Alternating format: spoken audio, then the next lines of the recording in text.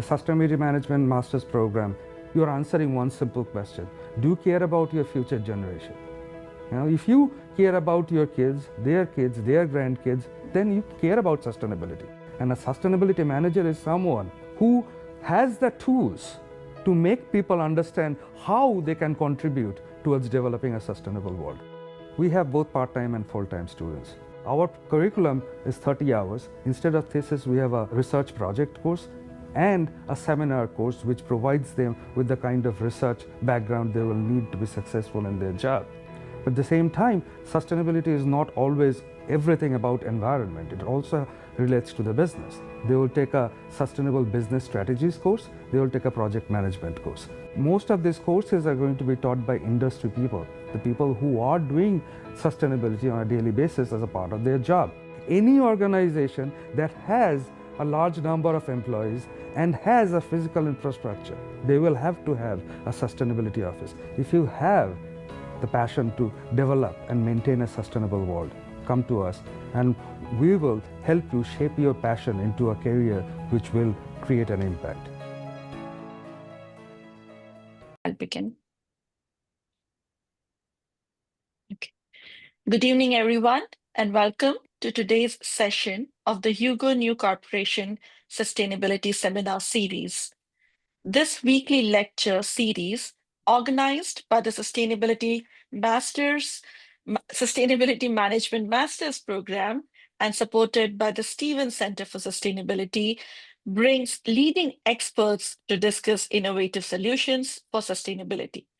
The series is sponsored by the Hugo New Corporation, jointly supported by WSP, HDR, and Novatics, and co-sponsored by Brown and Cadwell, Dewberry, and H2M Architects and Engineers. Today, we are pleased to welcome Dave Nowak, a senior project scientist at Dewberry. Dave specializes in greenhouse gas emissions, inventories, and carbon accounting, and plays a key role in advancing decarbonization strategies and sustainability practices.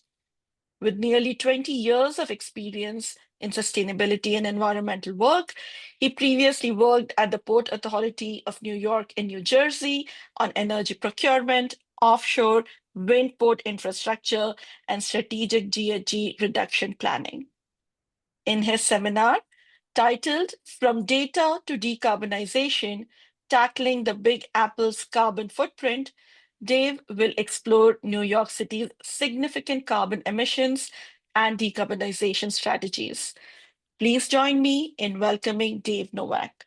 Thank you. Okay, thank you. I hope everybody can hear me okay. Thank you for the introduction. There we go. Okay, I'm really looking forward to this. Since I started at Dewberry 3 years ago, I've kind of gotten involved in the Stevens Center for Sustainability, and I just love the program. And it was part of the speaker series 2 years ago. Someone else from Dewberry did it last year, but now I'm back and I'm excited about this. So thank you all. Yes, we are talking about from data to decarbonization, tackling the Big Apple's carbon footprint. Yeah, a little bit about me. I'm a senior scientist here in Dewberry's sustainability group. Dewberry is a large-ish engineering company, over 2,500 employees nationwide. I'm based in the New York City office. Our group is based in New Jersey, in Parsippany. A little bit more about my background. From Chicago. For undergrad, I went to Rice and did environmental science and engineering.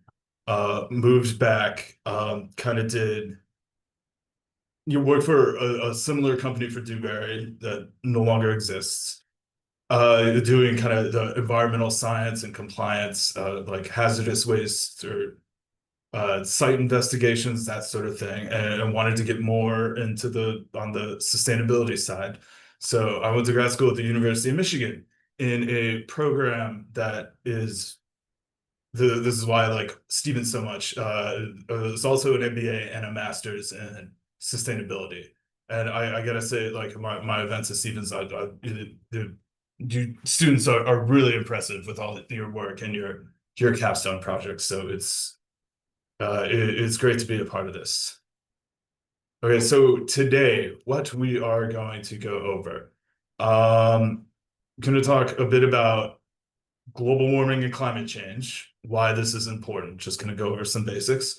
Go over a kind of primer about greenhouse gas and greenhouse gas accounting and how to do an inventory. And we'll go through the basics of that and how to actually calculate emissions. I will walk you through that so you can kind of get a handle on it. Then talk about next steps. Once you do your emissions, what do you do next? And then kind of this is new. We're going to talk about decarbonization. It's a really broad issue.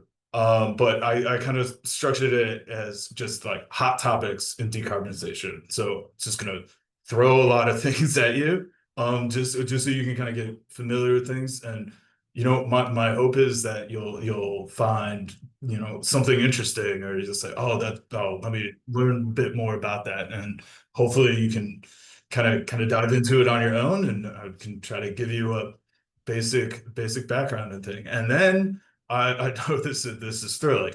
I will close things off with a story about refrigerants. So get excited for that. Okay, and it is kind of odd that this week happens to be Climate Week in New York City, and I just happen to be giving this talk today, but it's perfect. So let's talk just a little bit about global warming and climate change, which I'm sure you're probably familiar, but sometimes it's good to take a step back, especially if you're communicating with someone that maybe isn't familiar with the topic, or maybe there's some, skepticism about it, to be honest. So when we talk about global warming, that's the average temperature of the Earth increasing. I have some graphs here where you can see the average temperature across the globe has consistently gotten warmer from the past to the present, and we're kind of up here around in uncharted territory. There is also this map that shows, this is the latest map from August, where the average temperature across the globe is quite warm. But you will notice there are some blue spots there where it's colder than average. That's okay. That gets into climate change, which is the effects of global warming. So extreme changes in climate and weather. So while the globe as a whole is warming, the effects of that can be very varied, and you will see parts where it's cold. So if someone says, "Oh, it's snowing," there's no climate change. They're like, that's not how it works. So why is this important? So this is a graph of the carbon dioxide concentration in the atmosphere, and this goes back 800,000 years. They take data from ice cores. They can figure out what the concentration of CO2 is in the atmosphere. And as you can see, yes, there's natural cycles. But where we are today is off the scale. And I'll tell you, I did update this graph. I actually went, because I did use this graph 2 years ago, but I went and I extended I think you can see my mouse. I extended the little line at the top up and updated this number, because 2 years ago we were at 424 parts per million. Now we are at 430. So you can see kind of unprecedented territory here. Another example of why this is important. So I love this graphic. It's a really cool, kind of interesting design exercise too. But these are called climate stripes, and I think you can go to a website, show your stripes, that info, and you can look this up for any location. The closest location I found was Newark, and it shows the temperature change since 1850. So the darker the blue colors are, the colder that year was, and it corresponds to red, and the hotter the year was. So you can see, there's been warm years and cold periods throughout the past, but you look at this now and it's clear there is something going on. It is getting a lot warmer. And to talk about some of the impacts of global warming and climate change. So there's the primary impacts that you typically hear about. There's sea level rise, there's extreme temperatures, changes in precipitation patterns, but there's also a lot of secondary impacts that maybe not quite as intuitive, but increased wildfires, coral bleaching, changes in disease. I think like there's concern about Lyme disease from ticks, because the habitat that can support ticks is spreading further north. You can disrupt agriculture and ecosystems, and that also disrupts human systems. So I remember at some point I used to have this kind of dark thought of, do I want climate change to happen? Obviously, I don't. But it was kind of like, will there be an event that will wake people up and be like, this is real, this is happening? And eventually I came to the conclusion that that's not going to happen. Like, it's like the idea that, do I want it to happen? It's like, no, it's already happening now.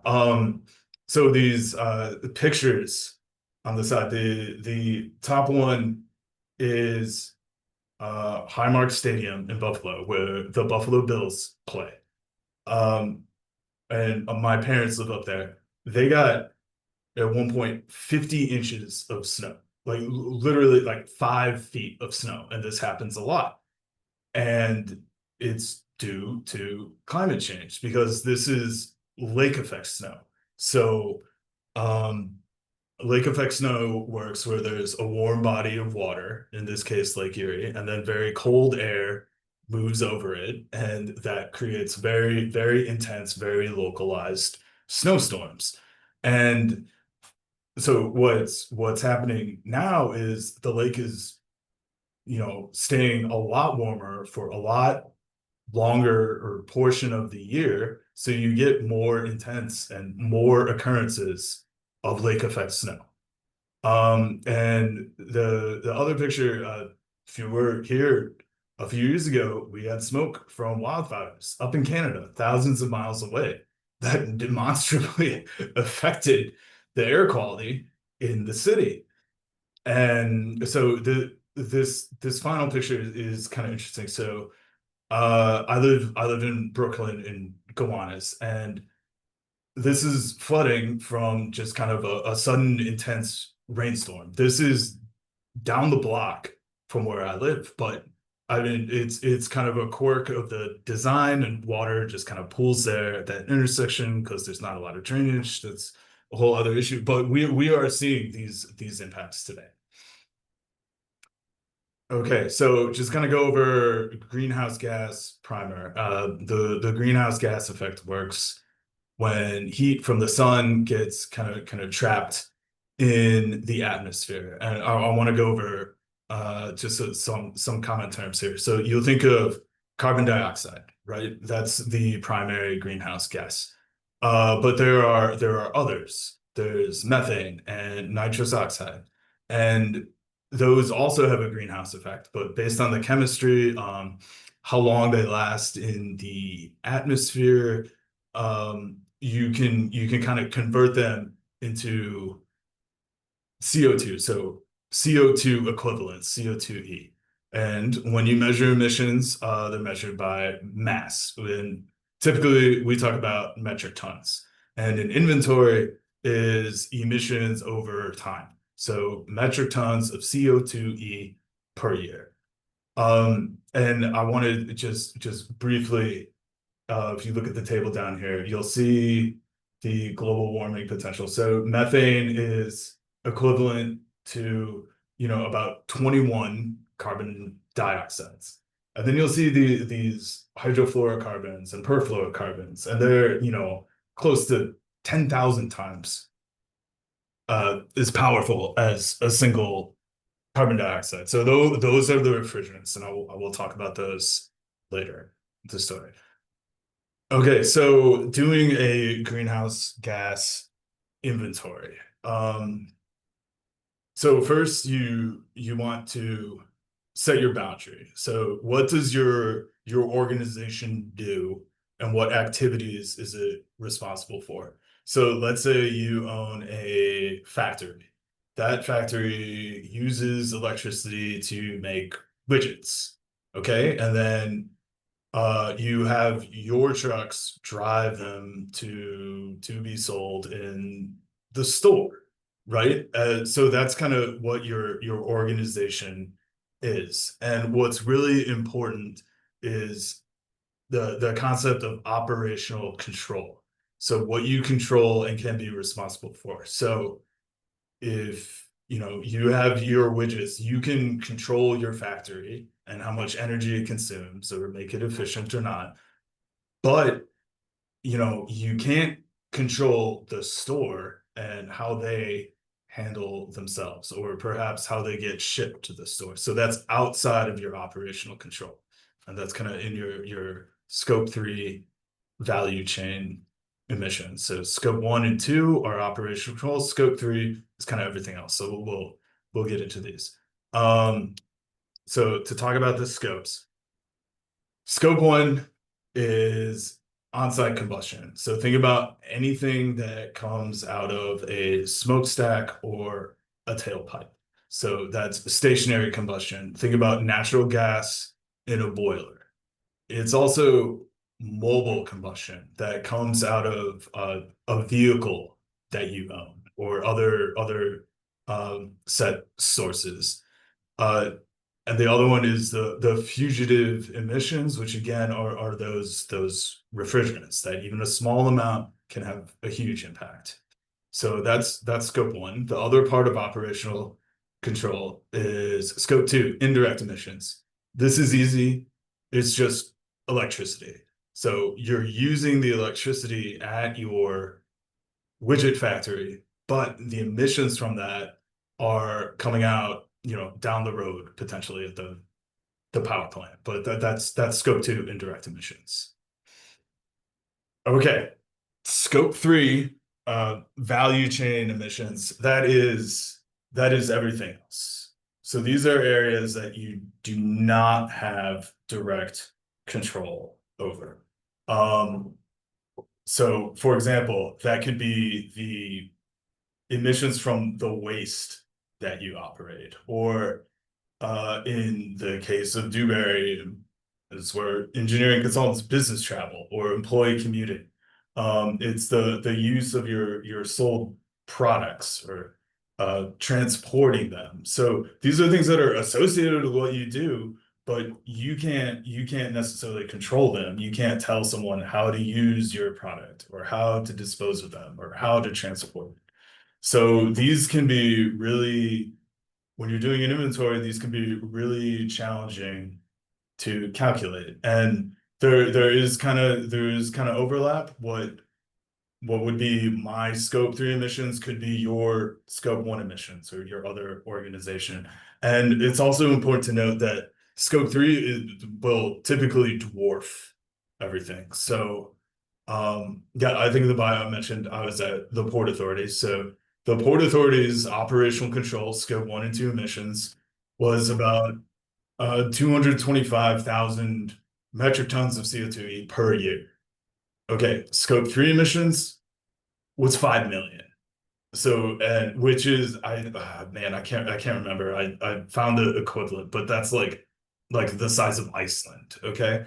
So that includes, yeah, maybe maybe you're not aware, but the Port Authority operates all the airports, the bridges and tunnels between New York and New Jersey. So like so many different things. So all of the traffic that goes over the George Washington Bridge or through the Lincoln Tunnel, all of the aircraft that fly in and out of Newark and JFK and LaGuardia, those are all Scope 3 emissions, and that's why it's so large. Okay, let's talk about calculating emissions. It's pretty straightforward. It just kind of follows the set framework. So you take your activity data, you put it through a tool or methodology, and you get emissions. Okay. So it's just about finding the data and the tool and figuring it out. So to walk you through some examples, scope 1 on-site combustion. So natural gas, maybe in your own furnace or the boiler that you're using. So natural gas comes in a unit called therms. You can look up the conversion factor. So 5.31 kilograms of CO₂e per therm. You convert it, you get your emissions in metric tons CO₂e. Okay, another scope 1. Let's say it's construction equipment.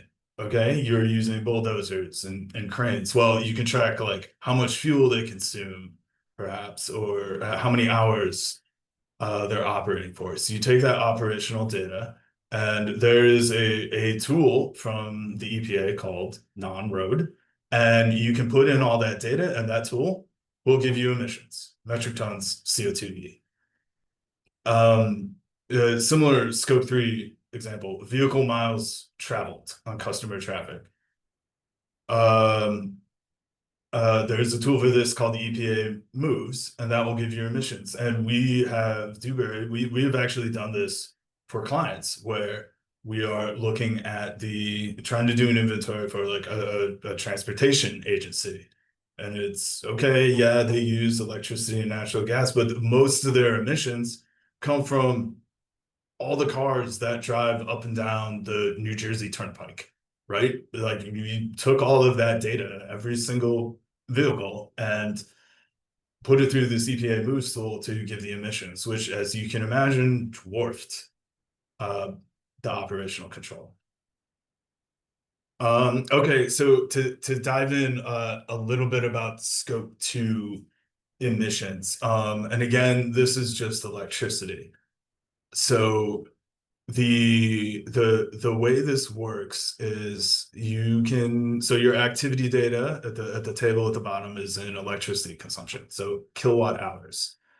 There is a model that the EPA, the Department of Energy, they calculate where like the emissions associated with your electricity, and it's broken up into regions that you can see on the map. So that's based on what kind of power plants are there, and also how the grid is connected. So basically, this whole system is called eGrid, and it kind of determines where your electrons come from.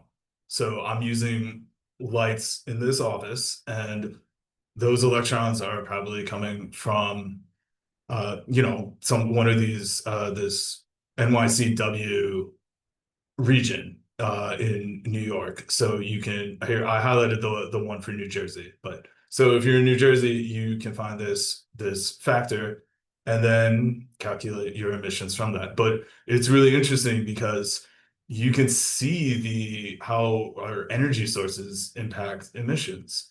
So if you're in, let's say, like the Northwest up in Seattle, they get a lot of their power from hydro. If you are in the center of the country in Southern Illinois, that's a lot of coal power. So those emissions factors will be a lot higher.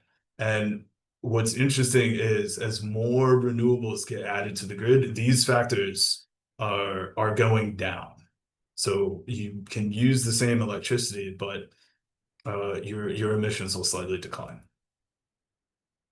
To kind of go over greenhouse gas inventory best practices, right? Like we can go through all the different sources and calculate your emissions. You have to kind of establish your boundary clearly about what your organization does. You also have to decide what's important. For example, for Dewberry, right? We do a lot of travel to visit clients or go to conferences. So that's something when we were doing our own inventory, we're like, yes, so let's calculate that because we knew that was a big driver. Data quality and format is critical. The biggest part is getting that activity data and translating that into emissions, because oftentimes that can come from a stack of utility bills that similar to what you get in the mail. And it's a lot to go through that and make sure everything is correct. And it's kind of just simple. There's many different ways to calculate emissions, or make educated assumptions based on your data and find the right tool, and then just document and be transparent. You can get to results several different ways, and they can all be correct, but just document and be transparent about what you're doing. So those are kind of the best practices.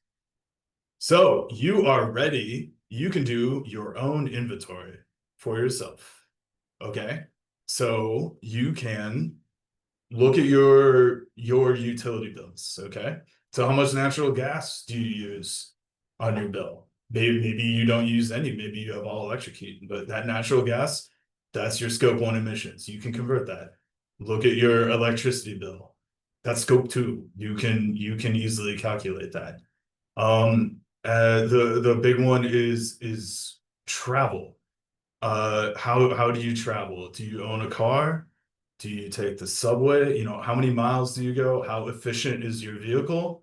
You can calculate all that, and don't forget about vacations. So this table here is from the EPA. These are the emissions factors for various types of travel. I think these are sort of kilograms per mile, but you can see if you're traveling in a light duty truck, that's a much higher emissions factor. Whereas if you're on a train, it's a lot lower. And especially, don't forget about your vacations. You really have to think about air travel, because those miles rack up pretty quick and can have a really large impact. One thing that is really interesting. So we just did the inventory for Dewberry for a year, and we noticed that train travel has gone down. The emissions from train travel has gone down, but how much people traveled had stayed the same. So we're like, okay, did we make a mistake? What's going on? Well, when we looked at it, the emission factors went down because Dewberry's we have a big presence on the East Coast, right? So most of our travel when we take the train is through the Acela on the Northeast corridor, going from DC through New York up to Boston. And those you can see have separate emissions factors, because that system is typically electric. And as the grid is getting cleaner, as we saw kind of with the e-grid factors and the renewables, all of that filters down into we've had less emissions from train travel. So really interesting, or at least I think so. It's interesting, this kind of way. And so the scope 3 emissions, kind of be creative. Think about I don't know, like if you order packages from Amazon, how do those get shipped? There's a lot of ways to think about this, but you can now do your own inventory. It's that simple.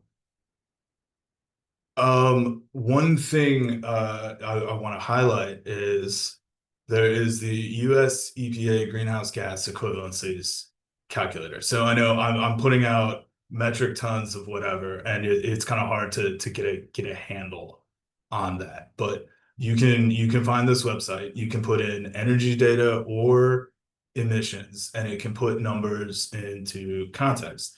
So if you talk about 1,000 metric tons of carbon dioxide equivalents, that's about 2.5 million miles a car, gasoline powered car. That's important. Driven. It's about 126 homes energy use for 1 year. So it's kind of a fun tool that can make, you know, emissions a lot less abstract and kind of put it in context. So it's a good way to be able to communicate this. Okay, so next steps. Great. You've done an inventory. You know how much emissions your organization produces. So what do? You can set a goal. Say we are going to reduce emissions by 50% by 2040. You can set a goal, and then now you can track that by doing the inventories year over year and see the reduction targets. This also allows you to identify opportunities and strategies for reduction. So you can say a lot of our emissions come from natural gas. Okay, what if we switch from using natural gas to electricity or make those systems more efficient? You can like estimate what that impact would be and then see the results in real time. Other things you can do with an inventory, you can get it third party verified. So, you know, we call it greenhouse gas accounting. Just like regular or financial accounting, you can also do an audit where someone will come in and look at all your data and your processes and the assumptions that you made and say, yes, this is accurate. You've covered everything. This is good. You can also publicly report. One of the big agency or organizations for reporting is down here called CDP, which doesn't stand for anything now. It's just CDP. It used to be the Carbon Disclosure Project, but you can go there and see large companies like Microsoft or Walmart. They will report their emissions, and that's a good way to communicate as well. You know, you can say, here's our emissions, here's our goal of what we're trying to do. And also, so I think this is really important, is that carbon dioxide equivalence it's kind of common currency. So if you're talking about sustainability broadly, right? It's like, let's do sustainability. Well, what does that mean? It's a good way to kind of compare different sustainability projects. Like, let's say you want to electrify your vehicles and go to EVs, or you want to do energy efficiency upgrades. You can compare those when you convert all of that to carbon dioxide. And if you look at this example graph here from the city of Toronto, so this kind of gets into the decarbonization portion, which we'll get to. So you can see they, you know, kind of calculated their emissions. They did an inventory, and then they said, okay, you know, if we just let things continue, what will it look like? And did a projection out to 2050. But then they said, okay, what if we take action on things? And that's where you see the kind of drop, and then these bars over here. So they looked at, okay, if we improved building energy efficiency, what will that get us? And that would save them 3.9, oh, this is actually in millions of tons, whatever. But you can see like that would get it then that far, that gets them that chunk of emissions. Using electric vehicles would get this chunk and others. So this is kind of a great example of what decarbonization looks like. Okay, so one other topic, I just kind of wanted to put this in here because it's a really hot topic, and I kind of hear about it a lot, and it's very related to inventories, but embodied carbon and life cycle emissions. So these are greenhouse gas emissions associated with the manufacture, use, and disposal of a product or service. Okay, so you're kind of doing an inventory like over time. Okay, so like let's say you have a car, right? There's the emissions associated with mining the steel and the aluminum, and then that has to be transported to the factory. There's emissions from that. There's the energy that the factory uses to put all of that together. And then you have your car, and then there's emissions when you drive it for the next 10, 15 years, based on all the fuel that comes in, and then you dispose of it, and there's some emissions from that. So you have to consider the entire life cycle of the product. And when you're doing this, it's really important to do that entire life cycle. You have to compare things fairly. So I was talking about cars, and that is exactly what this graph shows. So this is the life cycle emissions from electric vehicles versus an internal combustion engine. So you can see, so the blue is vehicle manufacture, and then there's green for assembling the batteries and mining the materials. And then there's the emissions from electricity in orange. Okay, you look at the internal combustion engine. Yeah, like building an internal combustion vehicle uses less emissions. But over the life cycle of the product, when you drive it, you produce a huge amount of emissions, right? So that's, kind of why it's critical to look at apples to apples here and look at the entire life cycle. Because overall, an electric vehicle over its entire life will produce less emissions than an internal combustion vehicle. One thing to note is you'll kind of see these error bars here. I just kind of snipped this graph, but this ties into the emissions from your electricity is variable, right? So think back to the scope 2 emissions in eGrid. It depends on how you're charging your vehicle and where you're plugging it in. If you're plugging it in Seattle, where there's lots of hydropower from the grid, you will have much less emissions. If you're plugging it in Southern Illinois, where there's lots of coal, there will be more emissions. So it's, it kind of, there's a lot of variability in embodied carbon and life cycle emissions. Okay, let's see, how are we doing on time? Okay, so we were going to talk about topics in decarbonization. So decarbonization is very broad, but one way you can kind of break it into two is it's either you can reduce the amount of CO2 entering the atmosphere.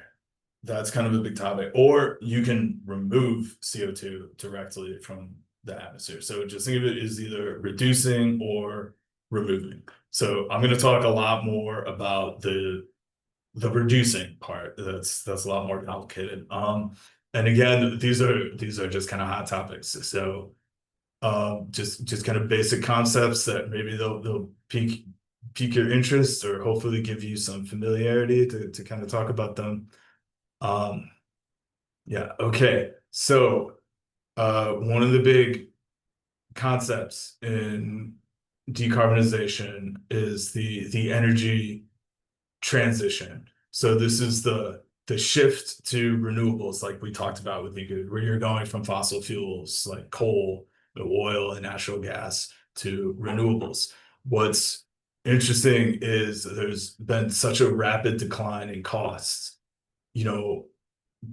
20 years ago, it was a question of, oh, solar and wind, that's too expensive. That's never going to compete. Well, now it is insanely cheap and absolutely competitive with other sources. Um, Energy storage is a big part of that, because that helps with the intermittency of solar and wind, not always providing the same amount of power.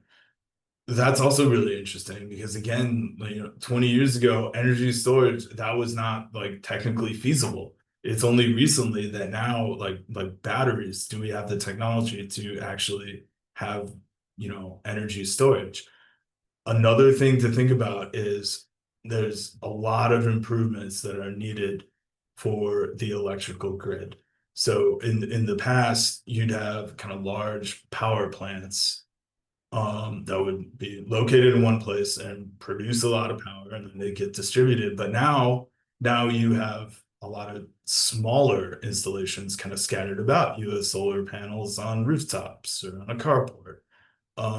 So there's, and also those renewable sources, they may exist in places where that energy isn't really used.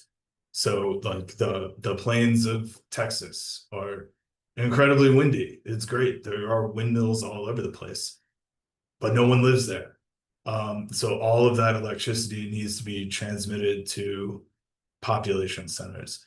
And like I talked about before, you'll talk about electrification and let's electrify buildings and vehicles. You're only going to see emissions reductions if the grid is clean.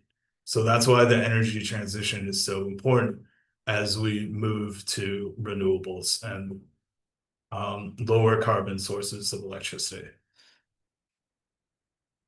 Okay, the next concept is efficiency. So just reducing energy that you're using to begin with. This is a big thing. This is also kind of what Dewberry does in terms of designing these systems. For buildings, there's so many ways you can do this. Insulation, upgrade the lighting to LEDs. That's another thing that 20 years ago, LEDs weren't really possible. Now it's default. Like that's what you do. There's also kind of smart systems that help a building operate efficiently, so you're not wasting energy. Make sure everything's calibrated. You can upgrade your HVAC systems across industry. You can also optimize the processes and use advanced manufacturing. So waste heat recovery is really kind of interesting. And I've seen one of these projects here at work where they're going to pilot a system using heat, and this sounds gross, but heat from the sewer. Okay, so the water in sewer is, it's warmer than the air. I don't know, it's like 50, 60 degrees, something like that. So you can have kind of a heat exchanger. It's closed, you're not touching sewer, but it takes the heat from the sewer and then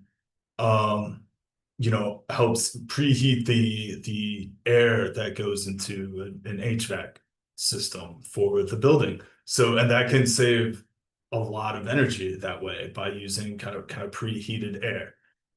So that's one of the kind of engineering solutions that's out there. Efficiency, it also works for transportations, EVs, and not just EVs. So not just electric vehicles. Those are great, like your Teslas or Priuses. There are other vehicles out there.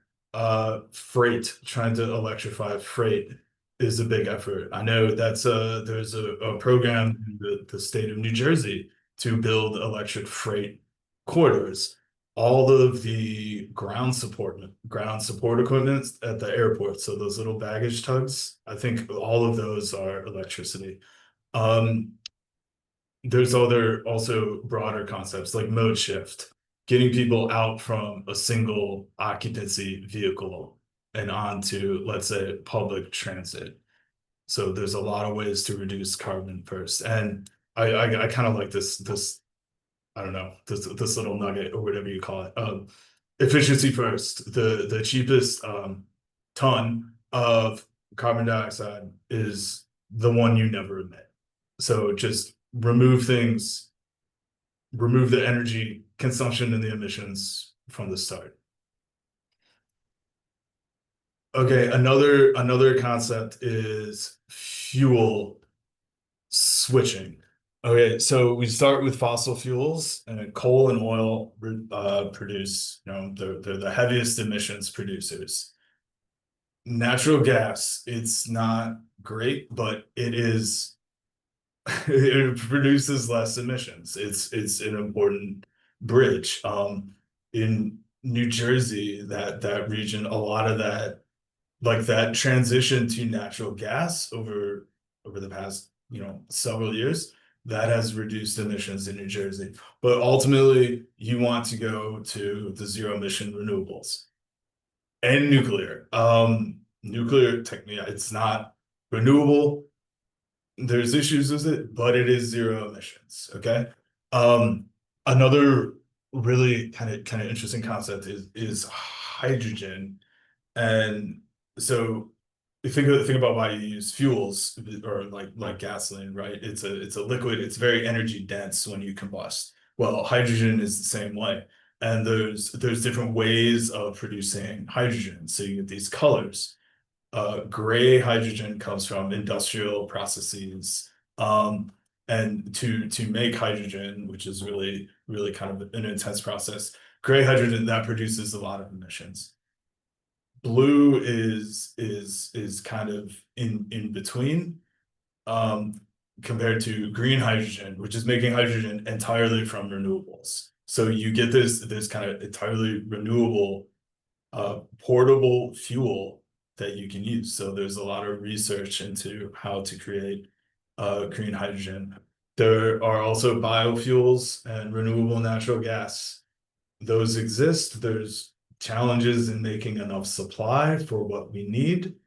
But those are things that can be used right now. You can open up your gas tank and pour that in and it'll work. But it's important long term to go to true zero carbon fuels and not just less bad. Okay. Another concept, process innovation. This gets to embodied carbon, low carbon materials. There is low carbon cement. Like cement manufacturing in the world is like 8% of the world's emissions. It is huge. It is a hugely intensive, carbon intensive process. But there are ways to make cement in a less carbon intense process, and actually within the chemistry that it can actually absorb CO2 itself. Similar thing with steel and glass and a lot of materials. And it's important to think about the circular economy. Remember, right, talking about life cycle emissions. So design a material for reuse or recycling and material efficiency. Okay, we're gonna keep going. Finally, there's also behavioral and systemic change. So there's a lot of overlap in these concepts, but decarbonization isn't just about, kind of technical energy engineering solutions. So the concepts to know in transportation, mode shift, switching from internal combustion single occupancy vehicles to public transit, or TOD. You may hear this, transit oriented development. So if you have a mass transit system like this train system, build a community around it where people live and work. That will reduce your emissions. I put this here because it is important. Diet. You can shift towards lower carbon foods. Essentially, that means becoming vegetarian, but food does have a very large carbon footprint. There's also in the world of procurement, again, finding low carbon materials. There is the concept of EPDs, environmental product declarations. Think of that as like a nutrition facts labels for material. So we'll say it took this much energy and this much emissions to make this product or this amount of steel, and really thinking about the whole life cycle of a product. Okay. The removing CO2 from the atmosphere, the other half of decarbonization. This is really cool stuff. It's very technical and sciencey. It's kind of on the cutting edge of research. I don't know that much about it, but there's different ways to do it. The simplest way is a natural system. Think about planting trees that absorbs carbon from the atmosphere. It's not just trees though, it's also wetlands and other natural areas. Those absorb very large amount of carbon. There's also engineered carbon removal.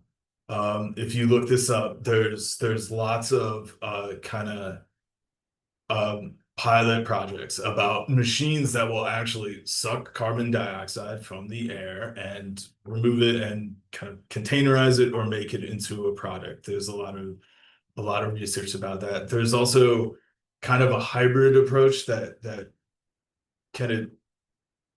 it's kind of engineering and it's kind of natural, but there are ways to make soil absorb carbon by adding some sort of carbon absorbing material to it. There's ways you can have the ocean or geological formations absorb carbon. And finally, there's the concept of storage and utilization. So you extract this carbon, what do you do with it? Where can you put it safely so it doesn't get released back into the atmosphere? One of those concepts is to put it back into oil wells or natural gas wells and stick the carbon back in the ground. And kind of a problem with that is people do that, but they use it for fracking and just to get out more fossil fuels, and kind of counterproductive. Okay, so I know. All right, so we said we were going to talk about New York City. So here's some really good policies to know about decarbonization. So these are not goals. Okay, these are policies about implementation of decarbonization. Both New York and New Jersey, the state and the city, they have goals to reduce emissions by 50% or 80% by 2050. That's not these. These are policies about decarbonization. So the big one to know and talk about is in New York City, Local Law 97. This is a huge thing. The engineering world and all the property owners and real estate, this is a big thing. So it's a law that for most buildings over 25,000 square feet, so every single large building, essentially, in New York City, they have to meet strict greenhouse gas emissions limits based on their size and their use. And those limits get stricter and stricter as we go into the future. And there are penalties if you don't meet it or make the upgrades to reduce your carbon input or output. You have to pay a fine. So this is kind of a big sea change. And New York City is really unique in that most of its emissions come from buildings. Most any other place, it's usually transportation, but because New York is so dense, the energy consumption of buildings is the largest source. Other things to know are there is New York State Executive Order 22 and New York City Executive Order 23. Okay, these are basically the same. They mandate low carbon materials, the environmental product declarations, EPDs, and life cycle analysis for state and city agencies. So any city or state agency that's building a project, I mean, they could be building a highway or a subway station or anything. They have to use low carbon materials and do all these analyses. There is a law in New Jersey as well about using low embodied concrete. And finally, kind of outside, another big driver of decarbonization are the MTA and the Port Authority, in that for their projects as well, you know, you have to use the low carbon materials and EPDs, and also low emissions construction equipment. So I know you like you're probably asking like, what do I care? Like, I'm not going to go build something for the city. But what I think is really interesting is, where are these regulations going to go? Will it soon be that any construction project in the city, no matter what you're building, you have to use low carbon materials? So we'll kind of see, like, the state and local governments are really leading the way on decarbonization. Okay, I'm almost at the end. So, a story about refrigerants. Okay, so and I promised this from the beginning. So those refrigerants on the table in the lower right, those HFCs, right? Those are in kind of HVAC equipment, right? And a small release can have a huge carbon impact. But if so, back in the late 20th century, or whatever it is you guys call it now, thanks for that. But a big environmental issue was the hole in the ozone layer, typically over the poles, where there were chemicals that were destroying the ozone layer that protects the Earth from solar radiation. But you don't hear about that much anymore. That's because in 1987, and there was the Montreal Protocol. So governments across the world came together and say, we need to save the ozone layer. Let's phase out these CFC compounds that destroy it. Problem is, the replacements have a huge carbon impact. So those are the refrigerants that we started to use. So then they started, we need to phase those out and replace those with something. And there's been several amendments. So my point is, this is the Earth is a complex system. We tried to solve one problem and kind of made another one worse. But the ozone hole, it's gone. It's fine. So I know it can be a discouraging time sometimes, especially these days, but it's proof to me that we can work together to solve a global problem like decarbonization. Okay, that is it.